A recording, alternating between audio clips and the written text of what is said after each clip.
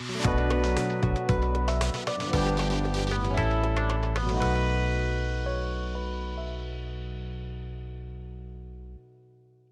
own systems, our mind, body, spirit system, our human body with the spirit that's in it and the heart that's in it and everything that makes us human consciousness in a body, it has its own autocorrect. We just get in the way of it. Like, we really are meant to be blissful and thriving.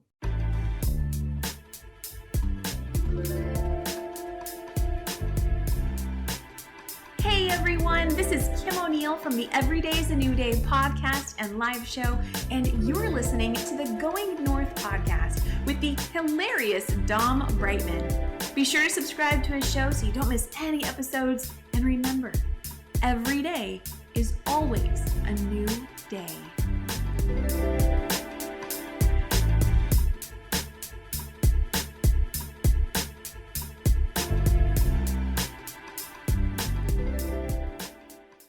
It's the host, Dom Brightmon, once again, baby, just popping in before the actual episode drops. Today's episode is sponsored by the guest from episode 339.5, Adri Kaiser, with her wonderful, super special, awesome Inner Beauty Yoga online studio, folks. If you click on the link in the show notes, bit.ly, or should I say bit.ly/North Yoga, you'll get full access to the Sacred Movement Studio for $1 for the first 7 days, and then you have the option to subscribe for some monthly good content along with the wonderful app that she has. So definitely check that out in the show notes, because it'll be a great offer for you to add on to what you're about to hear. Because my goodness, this guest in particular, my goodness, Dr. Alison JK, we had so much freaking fun on this podcast conversation. Heck, reminded me of the Erica Glessing interview. You might want to check that out too while you're at it, where we probably just laughed ourselves silly for probably most of it, but there's still some good content that awaits. And if you made it this far in the interview, you're definitely gonna love the time that we shared together. So hopefully you got as much out of it as I did, because it was definitely fun in a bunch. So be on the lookout for round 2 if and when she comes back, because it's one of those rare occasions where it's like, oh shoot, I'm gonna have to invite her for round 2 already.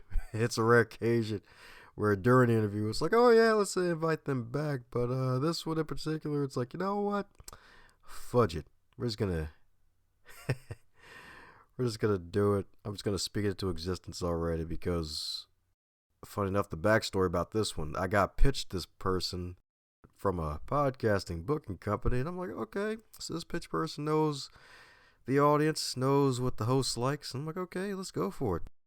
Then the original date that she thought she had, she didn't have because of some kerfuffle issues with technology. But we ended up having it, and ended up getting some content before a Toastmasters meeting, and voila, I was able to get it. So at the end, it may seem a little abrupt, at least it felt like abrupt. This is one of those 50-minute conversations that felt like 20 minutes. Like, if I didn't have a meeting after this recording, this probably been a 3-hour episode, but alas, it just stuck to 50 minutes. So here she is, the wonderful Dr. AJK herself. Now let's get on with the content, baby, and advance and check out that bit.ly/North Yoga, baby. Help out the show. And today on the Going North podcast, we're bringing some super special, awesome humans from around the globe.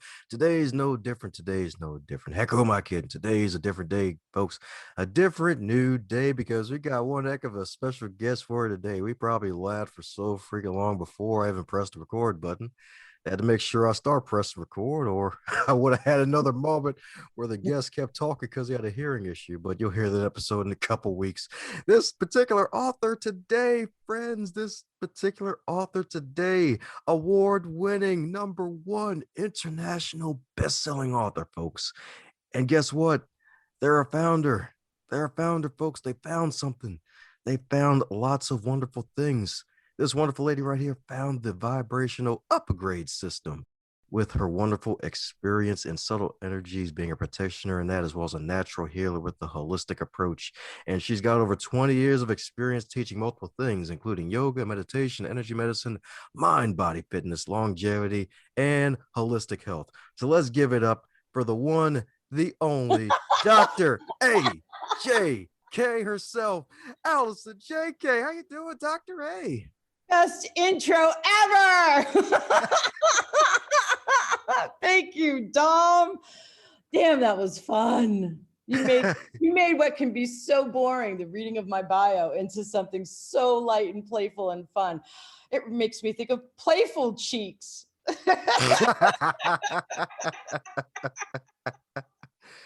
That's right, folks. She played with my mental cheeks earlier. We played with each other's mental cheeks before the recording. It was hilarious. It's like, oh, it went from spirit, from random analogies of God knows what. It went from candy to penguins. It was amazing. Yeah, the flow with this guy. You guys are lucky to be listening to him regularly.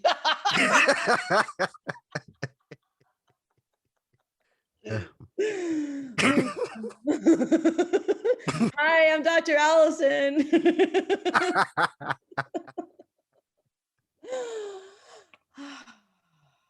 That's right. Dr. Bliss herself, the walking dream come true. That she is. That's right. Thank you, Dom. We were talking about that. I was like making up a appetizer, but because I don't eat carbs except on my cheat day, I made it like a lettuce appetizer. The lettuce is the base. So the lettuce is joy. It's a base of joy. And the main entree, what if it's like tuna tartare, or like a chunk of bliss as the main part of it. And then there's sprinkled the condiment of a little bit of ecstasy. So then Dom brought in the bread factor and the buns. So we created a bliss sandwich with a little bit of ecstasy with a liner of joy. So joyous buns, playful cheeks. Yeah. A little bit of, I honestly saw when I first looked at Dom's picture when I was booked on this show, I was telling him I saw these energetics of like just playfulness and fun emanating off his cheeks, and with the smile that he has, it pumps his cheeks up and out, and just the energy off of them was just beautiful, just totally playful. Yeah. So that came to pass. We just spent, and I don't normally do this, about 20 minutes before we started, or half an hour even before he hit record. Just laughing. So you guys want more of that? No, I'm taking over the host. I don't want to do that, Tom. Well, it's you. I wouldn't even be mad. I'd be like, oh, okay, cool. All righty. I am at your command. No, I do that too much of the time. Yeah, I have heard that in the past. I checked out one episode. I think it was like 14 minutes long. The host was so confused. I could just tell. He was like, all right, where can we find your site and whatnot? I'm like, oh, all right. He wasn't ready. Yeah, the Derailed podcast. Yes, I know what you speak. Yeah. I used to have a radio show. I used to interview people on it on Voice America for 2.5 years. I had a weekly show, and I like the passenger seat sometimes, man. Hey, I don't blame you. It's very hard. Like, heck, funny enough, I probably listened to maybe 5 to 10 of them, and I think we were 3 shy of 100 too. Of mine? You've listened? Yeah. Oh, wow. Yeah, it's on Audible. It's on Audible, the old podcast. Yeah. I didn't realize it was on Audible. I knew it was on iTunes. Thanks for giving me a heads up about that. Jesus Christ, that's good to know. They recycled that content in so many ways without me even knowing it. I don't know. There were just a lot of shows. If I did it for 2.5 years, 52 and 52 is 104, and then another 6 months of it. So yeah, over 100 shows. A lot.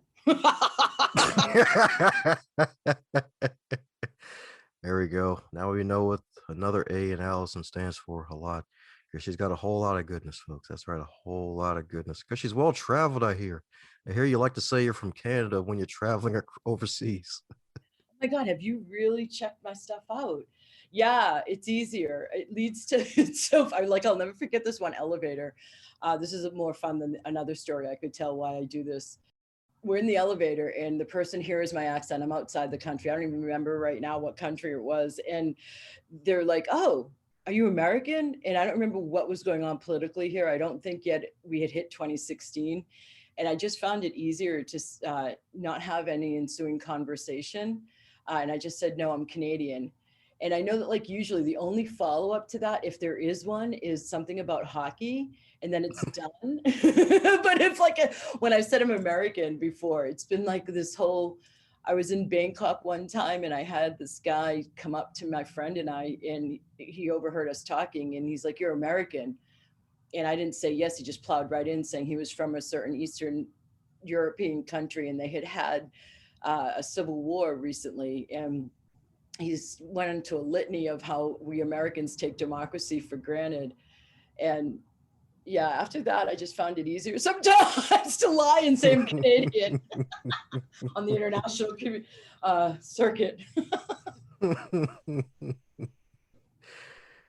Yeah, it is definitely true. Like even buddy of mine mentioned how he actually was traveling. I think it was in France, and it was the same time that they had the darn Sandy Hook shooting, and he was like, he kept on getting flack the whole trip. He was like, "What is wrong with you Americans?" I'm like, he was like, "Dude, it ain't my fault."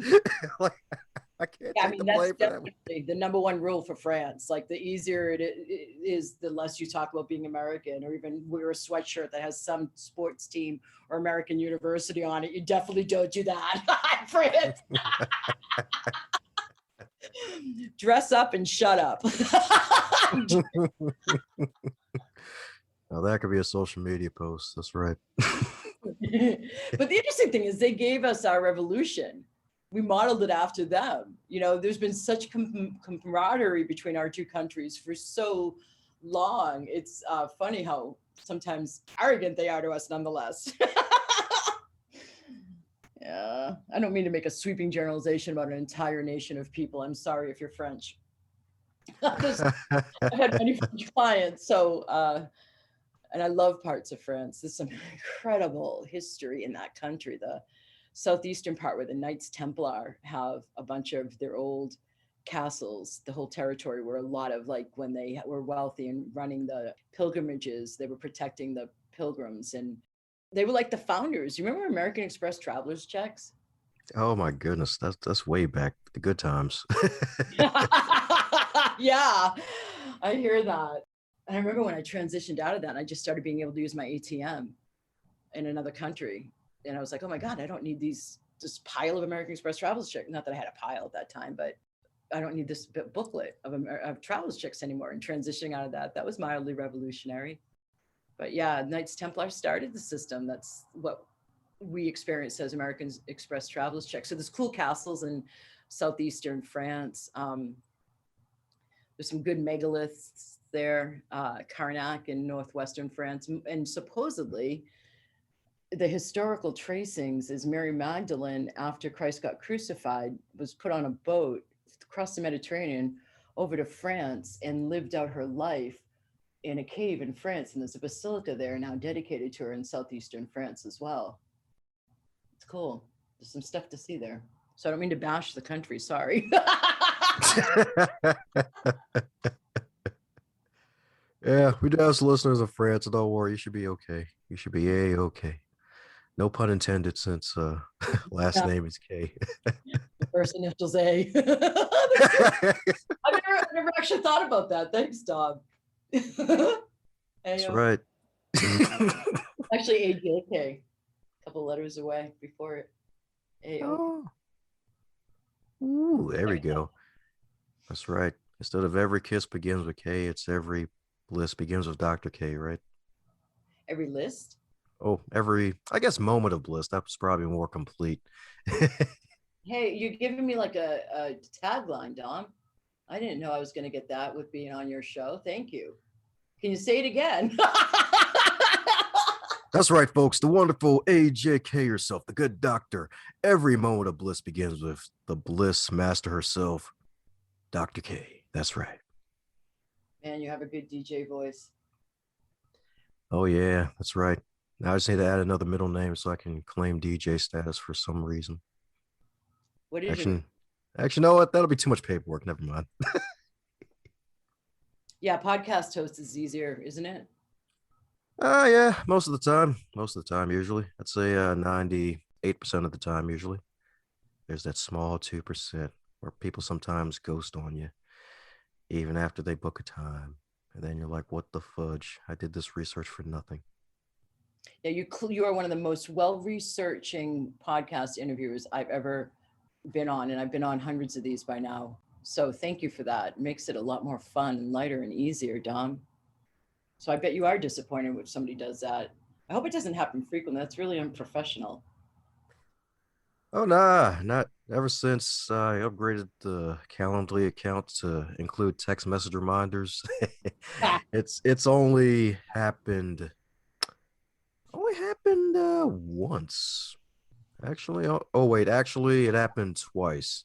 It happened twice because the person put in the wrong email. They were so used to I know. Google auto-filling things that it auto-filled the one time she jacked up her email with a couple missing letters. But we're able to still do the Oh interview later man. though. Yeah, I was just talking to my brother yesterday, my older brother. I have three, about artificial intelligence and the benefits and the hindrances of autocorrect. Like, man, it feels like a beast of its own, autocorrect, that one wrestles with if they choose to. Autocorrect. Could you imagine, in relating it to what I sense people might want to hear is our own systems, our mind, body, spirit system, our human body with the spirit that's in it and the heart that's in it and everything that makes us human consciousness in a body. It has its own autocorrect. We just get in the way of it.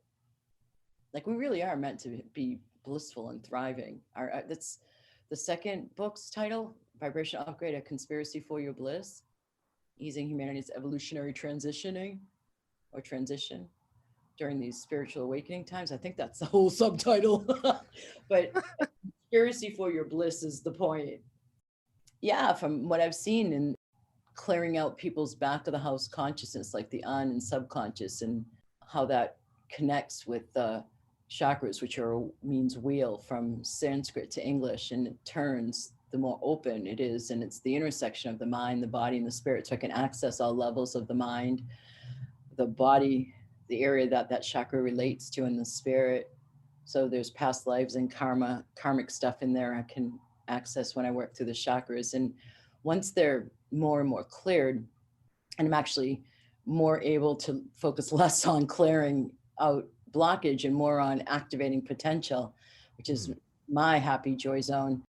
Not that I don't like helping people get free, but sometimes, there's such fascination with blocks that it can get like overly focused on. So once someone's activated enough, the natural aspects contained within each chakra within our system, because we have 7 main ones, they really are designed for bliss. Like the solar plexus chakra has inner child in it, and it has joy in it, and it has manifestation power in it. These are some of the aspects the solar plexus covers. And we are designed to have a healthier system the more we follow our joy with what we're manifesting out into the world.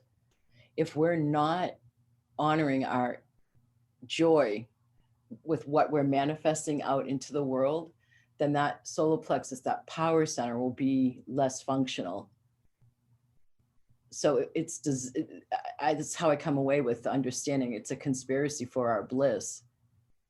Like, it's dysfunctional if we're not joyously doing what we want to be doing. It's blocked. Isn't that wild that the creator did that? Yeah, the good kind of wild. And I love the fact they're able to tie that in with autocorrect is because it's so true. It's like, heck, forgot who it was who said it's like Mother Nature's got you covered. Like, our system's already built to really deal with illness, disease, and really just all this other negative stuff out there and defend against it. But sometimes we like really don't give ourselves enough credit. We allow ourselves to be trained by a lot of dogma that's out there in a certain way where we kind of lose the way that we've been naturally given. Yeah. Yeah. This is even a part of what you and I were talking about earlier, like where there's authority figures historically, whether they're doctors or they're priests or government officials, where we've been taught to give our power away, where we rely on the doctor to tell us what's going on in our body, where we rely on the church to be the intermediary between us and the divine.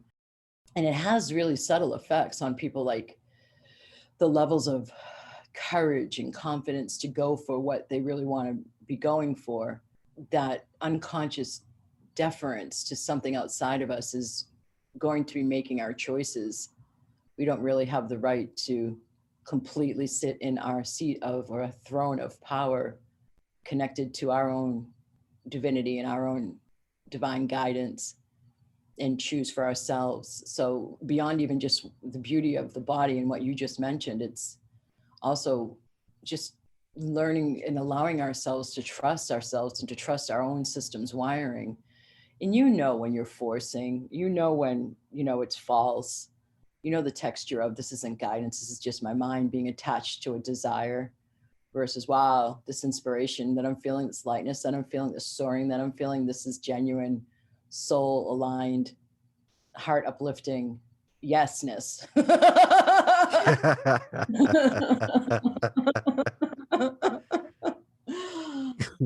So yesness indeed. There you go, another new word from Dr. A. Yesness. That's right. Yeah, this is a new word. You knew one would come out. It wasn't a combination of two different ones either. It was just the creation of a new one. Yesness. How great is that? Like I'm sitting here smiling with that word. There you go. All the flying. That's right. Flying on nothing but air without the wings. But it has like inherent wings to it. Yesness. Oh yeah, that's right. It'll be like I'm your wingman. All right. I'll take a wingman.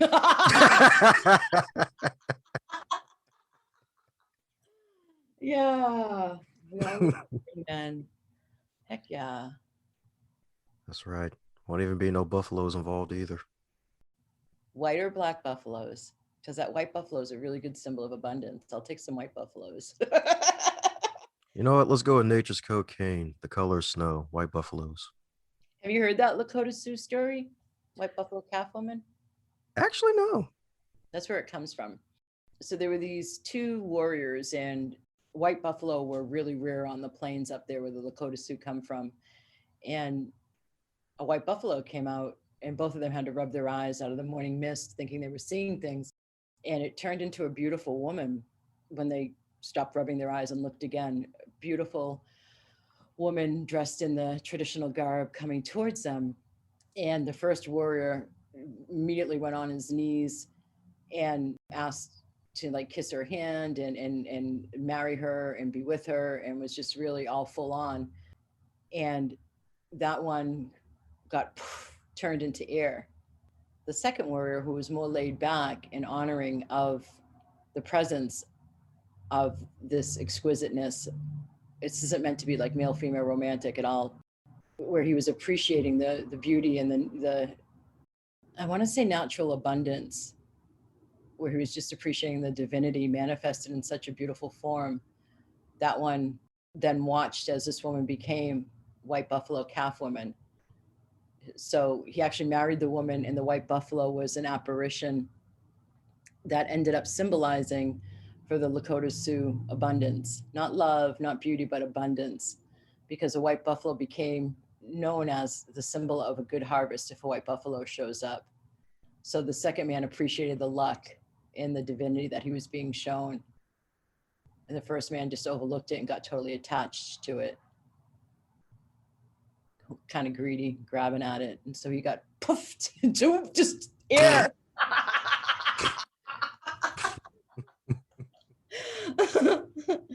I may have not gotten that story perfectly correct, but that's the bottom line gist of it. So white buffalo calf woman, she's a frequent disembodied spirit that when working within the Native American culture, especially the Lakota Sioux, that is a known symbol So why did you bring up buffalo, Dom? Oh yeah, simple. Because I was like wingman, and then I was like, oh yeah, buffalo wings. Yeah, for the folks who still like to not Ah, be vegans. mm.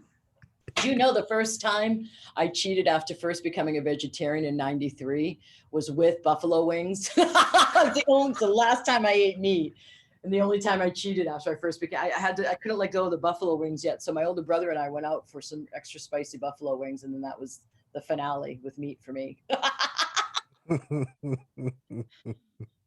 Yeah, yeah. So you Lots of. thought I knew that story too, huh? I had no idea. I'm learning just in this brief amount of time, your transitions. They're like, I just didn't have any idea.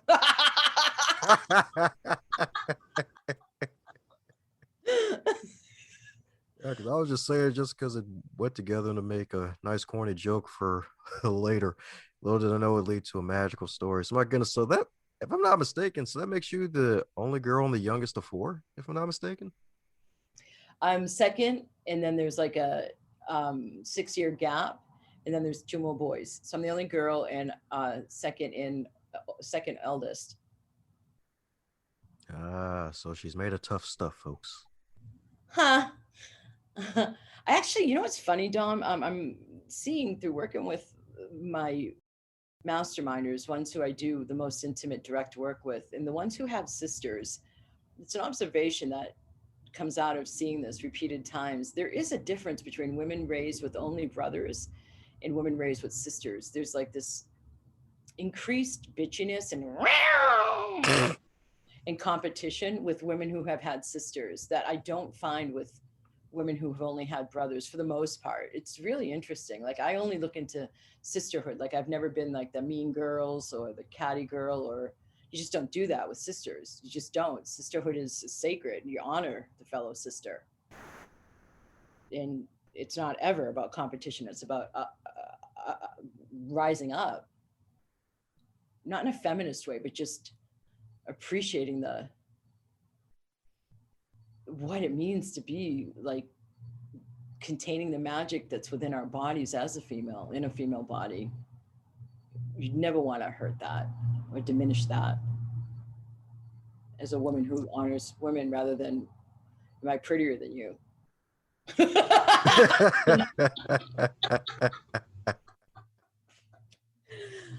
What do I have up over on you? Kind of a thing. What do you have for siblings? Older brother, 2 older sisters. Oh, you're the youngest of 4. Yeah. The baby. Oh, I wonder if that's part of why your cheeks have that fullness of playfulness in them coming off your facial cheeks there. The smile and the joy and the playfulness. That could be related.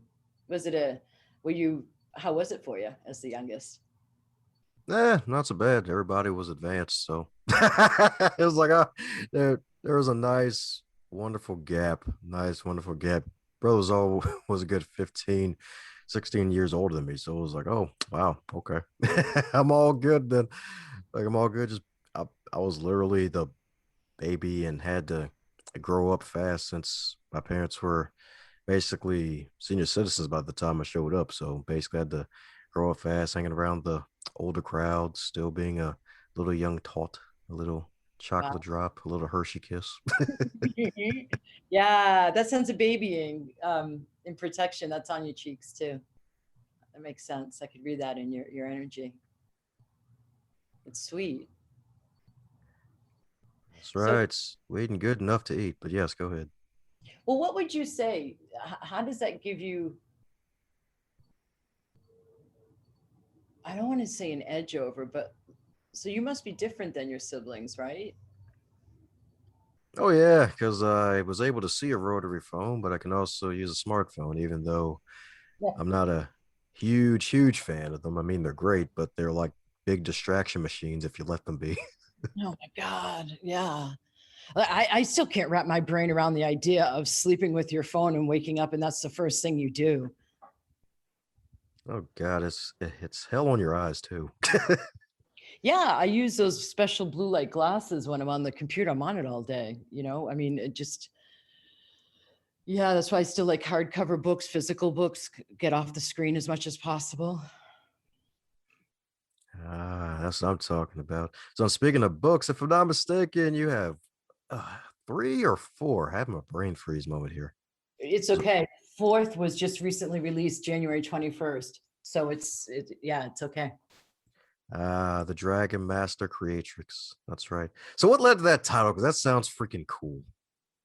Cooler than 5 cucumbers.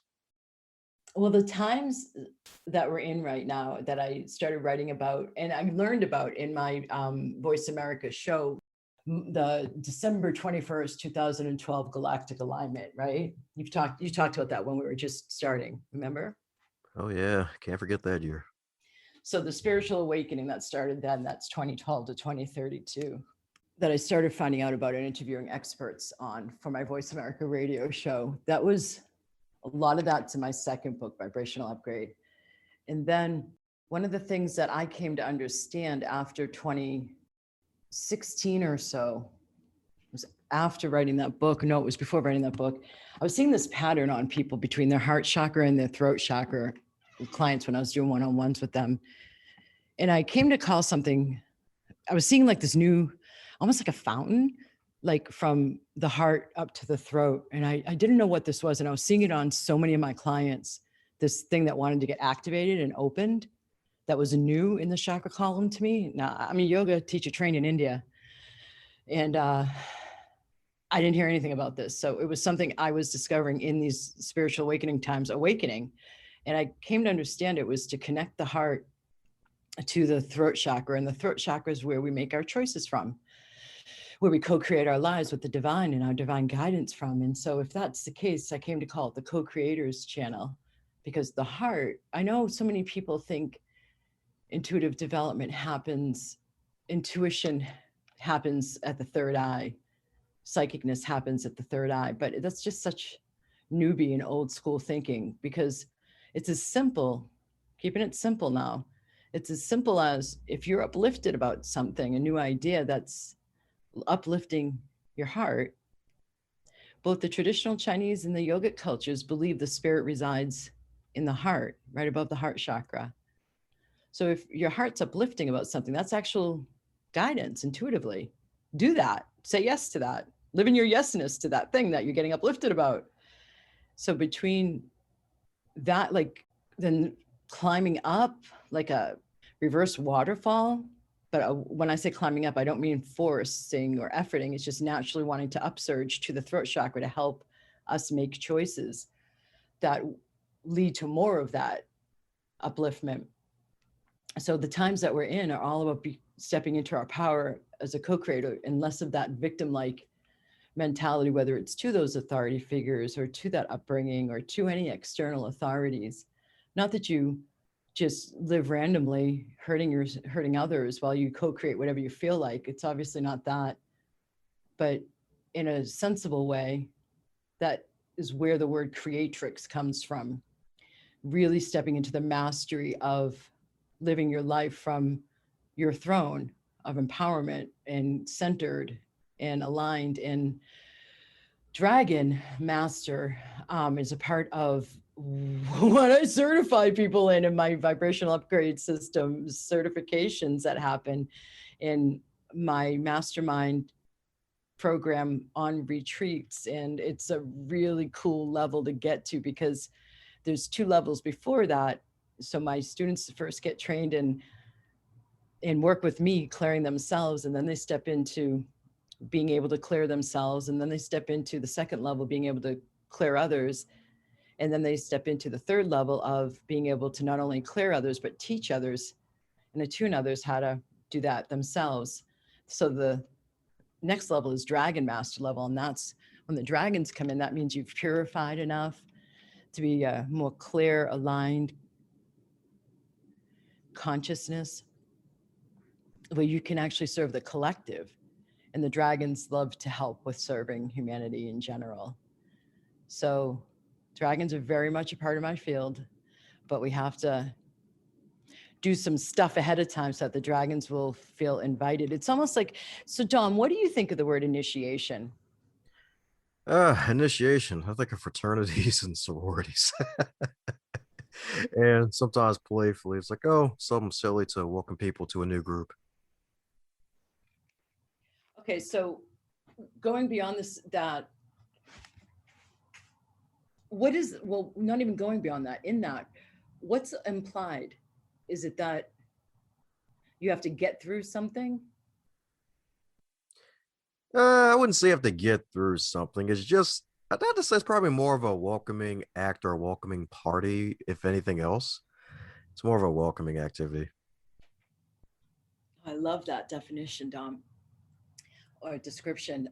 So I've been playing with that word initiation for a good bunch of years now, because it seems to me from what I've seen, like if someone's going to step into the co-creation power that we each inherently have and have the ability to manifest what we desire consistently, we don't just get given that. We do, and that's when you end up manifesting stuff in your life you don't want. But when you start on the path of intentionally manifesting, like maybe working with the law of attraction, and which I refer to as the law of magnetics, because that's actually the universal law that LOA is based on, you start to work that manifesting muscle.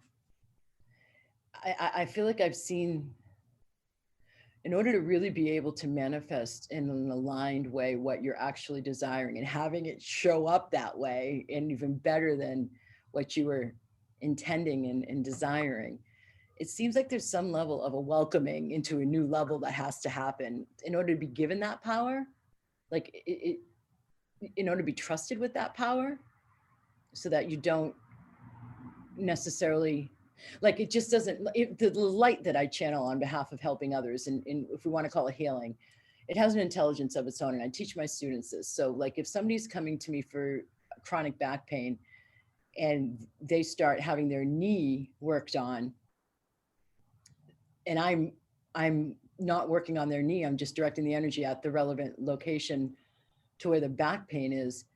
Why is their knee all of a sudden getting worked on when it's the back that they came to me for? Well, it's because the energy has a divine intelligence of its own. It knows how to prioritize, and it prioritizes what to go to first to get that healing. So it's kind of like, to be able to activate that level of subtle energy or light on your behalf and on behalf of your desires, there has to be a certain level of purity reached in order to have that up leveling in power. So initiation seems to happen through some kind of, if somebody chooses proactively, then it's like a welcome party. If somebody doesn't choose proactively, then it shows up like a crisis. And then they go look for somebody like me who can help them understand the bigger picture behind the crisis.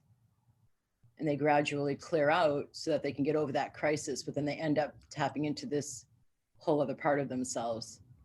I like to do the work when somebody doesn't need it to heal a crisis. I like to do it when somebody is looking to live up to their true potential, because they feel like they've always been meant for something bigger, or there's something bigger they're supposed to be accessing in their business now, and they just don't know the how. They don't know how to access it, but they sense and know there's something more. That's my joy zone where I like to work. But the conditioning thus far seems to be for the former. Does that make sense? Oh yeah, definitely makes sense indeed, especially with the whole piece where it's like, oh, it's just making it easier to work with people, and heck, you like to work with folks who really don't want to be about the struggle, because I'm pretty sure you've heard the buzz phrase at one point, the struggle is real, where it's like, oh yeah, all right, that is not for me. Like, I want to be where the bliss is real. Mm. Have you heard me say in any of your research, if you're addicted to the struggle paradigm, I'm not the right mentor for you? There we go. That's the wording I was looking for, because I think that was like in, I think that was probably one of your books too. Yeah. Yeah, I think it was in Reasonable Dragons, at least, if not both the last two, Reasonable Dragons and Dragon Master Creatrix. Yeah, and it's that struggle paradigm is so conditioned into us. in so many different ways. And it's so ironic to me. Recently, I saw this post by my business coach, and it's along the lines of the $500 client versus the 50K client. The 500 laughing, the $500 client, there's like paraphrasing of what they come in saying they want. Basically, I want you to change everything and we need to do this because I'm paying you. You need to fix this and heal this and make this better. And it needs to happen now. So there's a lot of demands underneath the $500 client. Under the 50K client, all that it's said from them is money sent. Yep, I've seen that one a couple times. It's freaking hilarious. You know the one I'm talking about, yeah? Yep, I know exactly which one you're talking about too. Yeah, it's interesting to me because there's some relationship to initiation. It feels like that victim mentality keeps people in the struggle paradigm. And I know that's not a bombshell, but the energetics of it are fascinating to me because it's almost like the hamster on a wheel and they can't get off the wheel of victim mentality because they're not working proactively, choosing for themselves or recognizing the power of their choice to choose something new, even if it doesn't feel comfortable, because it's not going to when you go for change. They need that crisis to catalyze going for further evolution. Whereas the other version does what I already said. So it's like this perpetuation of the victim mentality that keeps people in that relative sense of like addiction or repetition or looping, or skipping like a CD to struggle. And a lot of the times there's a trauma that needs to be cleared, because trauma has that kind of texture of looping, repetition, and it's definitely not rational. Trauma doesn't get fielded by the rational mind because it's traumatizing. The ego mind, the rational mind can't field it. So it gets lodged into the subconscious. But 85% of our choices every day that we're making are from our unconscious and subconscious, not the conscious mind. So most of our life is created from the thoughts we don't hear. And that's where I spend my time clearing, to get people more free and to get off that hamster wheel of perceiving that everything is a struggle, or that thing has more power than me. I can't change, or I have no choice because of that thing that then somebody points to and names. So whether it's victim mentality, just something outside of us, like an abusive husband, or it's victim mentality to a limiting belief inside of us, it's still victim mentality, just something that has more power over our own heart being uplifted and making a new and different choice and continually evolving and uplifting into more and more bliss. It really is meant to be that way. It's so backwards in society. And you know what else is interesting to me that I came across recently is, in society, it seems like we reach to the lowest common denominator, like those victims at the bottom. And in nature, it's the exact opposite. Only the strongest survive. And that which is flourishing is given more attention. Like the tallest tree gets the most sun. Nature doesn't tend to the victims, so to speak, of the smaller trees. So it's not so much a survival of the fittest as what is the strongest is honored in nature.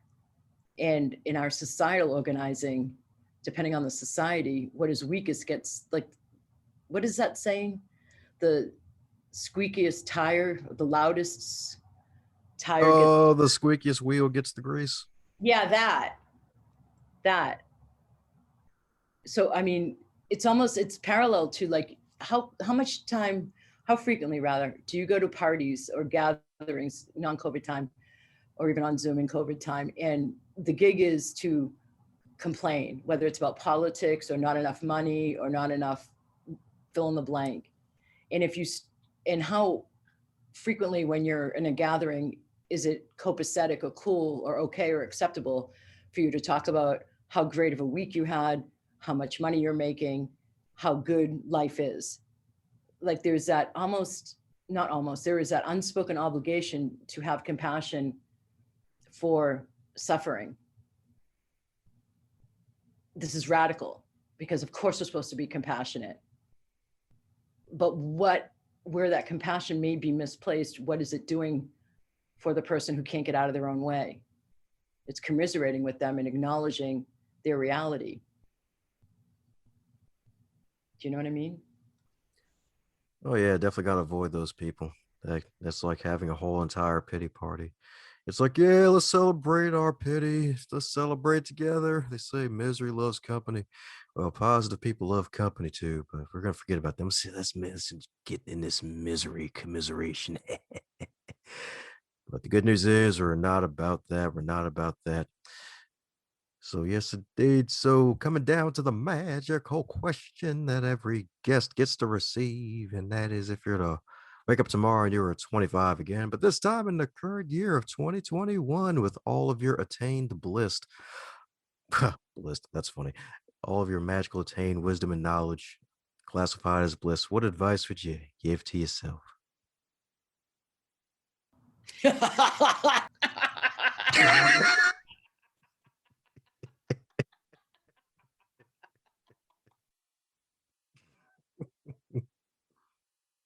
Follow your intuition. So for those who want some of that good karma, aka your wonderful products and services, what's the best way for folks to keep up with what you're doing? Vibrationalupgrade.com. That's my website. Read Dragon Master Creatrix if you're advanced. It's a story of a woman going to get trained in energy medicine. Some of the lessons I was just alluding to and speaking directly to, there's some very advanced concepts in there. The second half of each chapter, after being story form on retreat, is questions and answers, done in kind of like a yogic guru fashion. Not calling myself a yogic guru, but the Q&A, where the student asks a question and the yogic guru spouses wisdom for pages on end. Some of it's like that. But the third book, Reasonable Dragons, is really good for a complete picture of how you could best help yourself have evolution and ease with it without requiring crisis. And then Vibrational Upgrade, A Conspiracy for Your Bliss. My second book is really if you want to know more about spiritual awakening. So those are my books on Amazon. And Unreasonable Dragons is on audible.com. If you want, there's a lot of stuff that's changing right now, but there is, if you go to my homepage, vibrationalupgrade.com, there is an intuitive development webinar that's there. And then there's a success clearings and activations MP3 that people rant and rave about. They love it. Lots of good shifts from that one, clearing the most common blocks that cause people to stuff down their levels of success, and activations to help you allow yourself to go for more success. So there's some good places to start. Yeah, if not great places indeed. So there you have it, folks. Head over to vibrationalupgrade.com. Check out all Alison's web. Check out the Reasonable Dragons audio book too, because her lovely voice is behind that book indeed. So definitely check it out, like 5 library books. So any parting words before we close up the magical shop for this round anyway?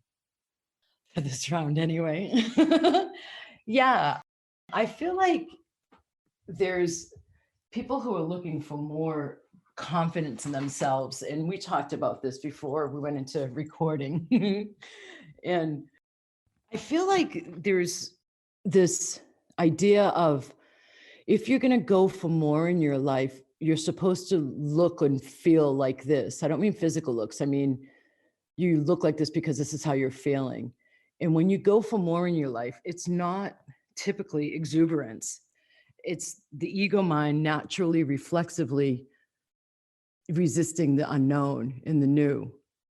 So just have the awareness of expecting that inner resistance when you're going for more, rather than letting it stop you. No, it's not personal. Know that it's just a function of the way our systems are designed, still from the days of being in the jungles and do I fight or go into flight here in face of the unknown. Hey there, buddy. Looks like you made it to the end of this episode. Since you made it to the end of this episode, do both of us a favor and stop being greedy. and share this episode with your friends and your fellow podcast lovers, especially those who have book clubs and want to listen to the authors who write some amazing books.